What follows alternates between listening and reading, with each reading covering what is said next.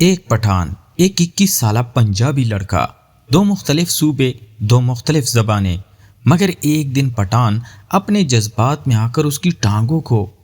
کہانی شاہ وزیر اور علی کی سچی دوستی۔ میرا نام علی تھا، میری عمر 21 سال تھی اور میں پنجاب کے ایک چھوٹے سے گاؤں سے روزگار کی تلاش میں شہر آیا تھا۔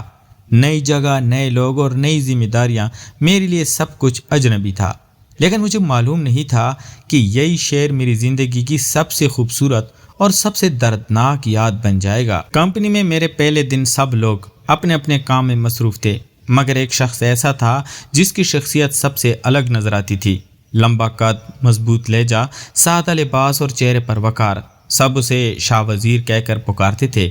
وہ خیبر پختونخوا سے آیا ہوا تھا اور کمپنی کا سب سے محنتی ملازم مانا جاتا تھا۔ شروع میں ہماری صرف سلام دعا ہوتی، مگر چند ہی دنوں میں اس نے محسوس کیا کہ میں نیا ہوں اور اکثر مشکل میں پڑ جاتا ہوں۔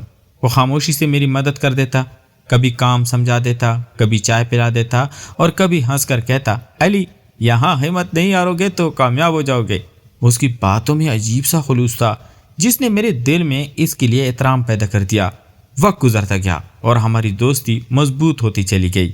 ہم ایک ساتھ ڈیوٹی کرتے، ایک ساتھ کھانا کھاتے اور شام کو کمپنی سے نکل کر کافی دیر تک پیدل چلتے ہوئے اپنے خوابوں کی باتیں کرتے۔ شاہ وزیر اکثر اپنے پہاڑوں، اپنے گاؤں اور اپنے والدین کا ذکر کرتا، جبکہ میں اپنے پنجاب کے کھیتوں اور بچپن کی یادیں سناتا۔ ہماری زبانیں مختلف تھیں، مگر دلوں میں ایک دوسرے کے لیے خلوص ایک جیسا تھا۔ کمپنی کے لوگ بھی ہماری دوستی کی مثال دینے لگے تھے۔ اگر میں ایک دن چھٹی کرتا تو شاہ وزیر بار بار میرا حال پوچھتا، اور اگر وہ نظر نہ آتا تو مجھے پورا دن بے سکونی رہتی۔ ایک دن بارش بہت تیز ہو رہی تھی، کمپنی کی چھٹی ہوئی تو سب لوگ جلدی جلدی نکل گئے، مگر میرے پاس چھتری نہیں تھی۔ شاہ وزیر خاموشی سے اپنی چھتری میرے سر پر لے آیا اور مسکرا کر بولا، ہاں دوست، بارش میں بھیگ سکتے ہیں مگر ایک دوسرے کو اکیلا نہیں چھوڑتے۔ اس جملے نے میرے دل کو عجیب سی گرمی دی۔ اس دن کے بعد ہماری دوستی پہلے سے بھی زیادہ مضبوط ہو گئی۔ ہم نے وعدہ کیا کہ چاہے حالات جیسی بھی ہوں، ایک دوسرے کا ساتھ نہیں چھوڑیں گے، مگر قسمت شاید ہماری آزمائش لکھ چکی تھی۔ چند ہفتوں بعد کمپنی میں نئی انتظامیہ آ گئی۔ انہوں نے ملازمین کی فہرست بدلنی شروع کر دی اور افواہیں پھیل گئیں کہ کچھ لوگوں کا تبادلہ دوسرے شہر کیا جائے گا۔ سب پریشان تھے، مگر ہمیں یقین تھا کہ ہم دونوں ایک ساتھ رہیں گے۔ پھر ایک دوپہر کمپنی کے دفتر سے شاہ وزیر کو بلایا گیا۔ وہ کافی دیر بعد باہر آیا تو اس کے چہرے کی مسکراہٹ غائب تھی۔ میں نے فوراً پوچھا، کیا ہوا؟ اس نے خاموشی سے کاغذ میری طرف بڑھایا۔ اس میں لکھا تھا کہ اس کا تبادلہ ایک دور دراز شہر میں کر دیا گیا ہے اور اسے صرف 3 دن بعد روانہ ہونا ہوگا۔ میرے ہاتھ کانپنے لگے۔ ہم دونوں کچھ دیر تک خاموش کھڑے رہے، نہ میرے پاس الفاظ تھے نہ اس کے پاس۔ شام کو ہم حسب معمول چائے کے ڈھابے پر بیٹھے، مگر آج نہ چائے کا ذائقہ محسوس ہوا اور نہ باتوں میں وہ رونق رہی۔ شاہ وزیر نے دھیمی آواز میں کہا، علی، زندگی میں کچھ جدائیاں انسان کے اختیار میں نہیں ہوتی۔ میں نے زبردستی مسکرانے کی کوشش کی، مگر میری آنکھیں نم ہو چکی تھی۔ اگلے 3 دن پلک جھپکتے گزر گئے۔ ہم ہر لمحہ ایک دوسرے کے ساتھ گزارنا چاہتے تھے، جیسے وقت کو روک لینا چاہتے ہوں۔ آخر وہ صبح آ گئی جب شاہ وزیر کو روانہ ہونا تھا۔ کمپنی کے سب ملازمین اسے الوداع کہنے آئے، مگر میں سب سے پیچھے خاموش کھڑا تھا۔ وہ میرے قریب آیا، میرے کندھے پر ہاتھ رکھا اور بولا، دوست، اپنا خیال رکھنا، میں جلدی آؤں گا۔ میں نے صرف اتنا کہا، میں انتظار کروں گا۔ گاڑی آہستہ آہستہ دور ہوتی گئی اور میں اسے جاتا ہوا دیکھتا رہا، یہاں تک کہ وہ نظروں سے اوجھل ہو گیا۔ اس دن کے بعد کمپنی، شہر اور زندگی سب کچھ بدل گیا۔ ہر جگہ شاہ وزیر کی یاد آتی، چائے کا وہ ڈھابا، شام کی وہ سڑکیں اور کام کے دوران اس کی ہنسی، سب کچھ مجھے بے چین کرنے لگا۔ ادھر شاہ وزیر بھی نئے شہر میں خود کو تنہا محسوس کرنے لگا۔ وہ اکثر رات گئے تک میری پرانی آوازیں سنتا، ہماری تصویریں دیکھتا اور خاموش رہتا۔ کھانا کم ہو گیا، نیند کم ہونے لگی اور چند ہی ہفتوں میں اس کی طبیعت بگڑنے لگی۔ ڈاکٹر نے کہا کہ جسمانی بیماری سے زیادہ وہ شدید ذہنی دباؤ اور تنہائی کا شکار ہے، لیکن اصل بات کسی کو معلوم نہیں تھی کہ اسے اپنے سب سے قریبی دوست کی جدائی اندر ہی اندر توڑ رہی تھی۔ ایک رات مجھے اچانک ایک انجان نمبر سے فون آیا۔ دوسری طرف کمپنی کا ایک ملازم تھا۔ اس نے گھبرائی ہوئی آواز میں کہا، علی، शाह वजीर की तबीयत बहुत ख़राब है, वो मुसलसल तुम्हारा नाम ले रहा है। ये सुनती ही मेरे हाथ से फ़ोन गिर गया। वो मेरी आंखों के सामने अंधेरा छा गया। मेरा दिल ज़ोर ज़ोर से धड़कने लगा। मैंने एक लम्हा भी ज़ाया न किया, फ़ौरन छुट्टी ली और अगली बस से उस शहर के लिए रवाना हो गया जहाँ शाह वजीर मुलाजमत कर रहा था।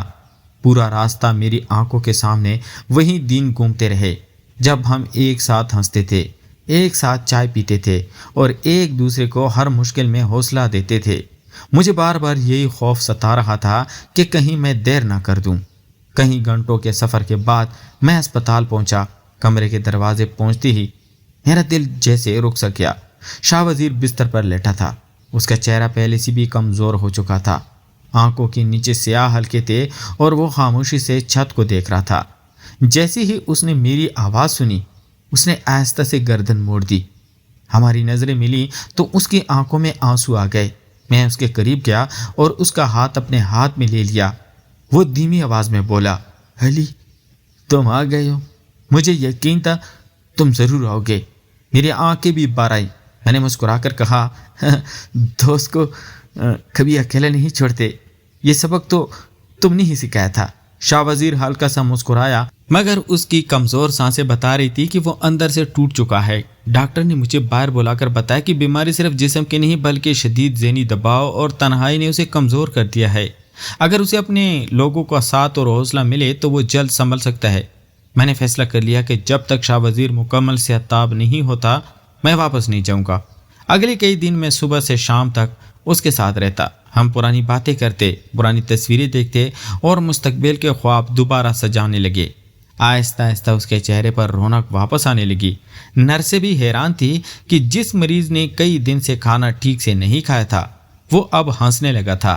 एक शाम अस्पताल की खिड़की से डूबते सूरज को देखते हुए शाह वजीर ने आहिस्ता से कहा, अली, बाज़ रिश्तों को नाम देने की ज़रूरत नहीं है, बस उनकी सच्चाई काफ़ी होता है। मैं खामोश रहा, मगर मेरे चेहरे पर एक हल्की सी मुस्कुराहट आ गई। मुझे लगा जैसे हमारी दोस्ती पहले से भी ज़्यादा मजबूत हो गई है। लेकिन किस्मत अभी एक और इम्तिहान बाकी रखे बैठी थी। उसी लम्हे शाह वजीर के फ़ोन पर कंपनी के हेड ऑफिस से एक कॉल आई। उसने फ़ोन सुना, उसके चेहरे का रंग बदल गया और वो खामोश हो गया। मैंने पूछा, क्या हुआ? उसने गहरी सांस लेते हुए कहा, अली, कंपनी ने फैसला किया कि हम दोनों में से सिर्फ एक शख्स नौकरी पर आ सकता है, दूसरे को हमेशा के लिए फारिग किया जाएगा। ये सुनते ही कमरे में खामोशी छा गई। हम दोनों जानते थे कि आने वाला फैसला सिर्फ नौकरी का नहीं, हमारी जिंदगियों का रुख भी बदल सकता है। कंपनी के फैसले ने हम दोनों को खामोश कर दिया था। कमरे में अजीब सी खामोशी फैल गई। शाह वजीर ने फ़ोन बंद किया और चंद लम्हों तक खिड़की से बाहर देखता रहा। मैंने उसके कंधे पर हाथ रखा और आहिस्ता से पूछा, अब क्या करेंगे? उसने हल्की सी मुस्कुराहट के साथ जवाब दिया, जो किस्मत में लिखा वही होगा, लेकिन मैं नहीं चाहता कि मेरी वजह से तुम्हारा मुस्तकबिल ख़राब हो। मैंने फ़ौरन कहा, शाह वजीर, नौकरी दोबारा मिल सकती है, मगर तुम जैसा मुखलिस दोस्त दोबारा नहीं मिल सकता। मेरी बात सुनकर उसकी आंखों में नमी आ गई। अगली सुबह हम दोनों कंपनी के हेड ऑफिस पहुंचे। मैनेजर ने साफ अल्फाज में कहा कि बजट कम होने की वजह से सिर्फ एक मुलाजिम को रखा जा सकता है। उसने हमें एक दिन का वक्त दिया ताकि हम खुद फैसला कर लें। दफ्तर से बाहर निकलते हुए हम दोनों खामोश थे। शाम को हम एक पुराने पार्क में जा बैठे जहां हल्की हल्की आवाज़ चल रही थी। शाह वजीर ने आसमान की तरफ देखते हुए कहा, अली, जब मैं पहली बार तुमसे मिला था तो कभी नहीं सोचा था कि एक दिन तुम्हारी ज़िंदगी का सबसे अहम हिस्सा बन जाऊंगा। तुमने मुझे हमेशा हंसाया, मेरा हौसला बढ़ाया, मुश्किल में मेरा साथ दिया।